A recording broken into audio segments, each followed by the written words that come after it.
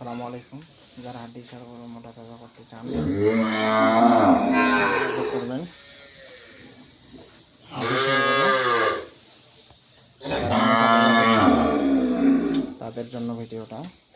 অবশ্যই হাড্ডি সার গরু মোটা তাজা করার জন্য যাদের ফিড বা মেডিসিন লাগবে তারা যোগাযোগ করবেন।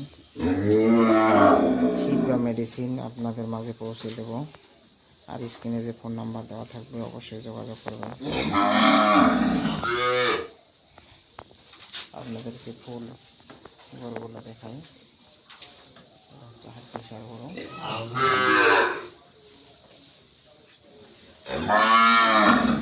আপনারা যোগাযোগ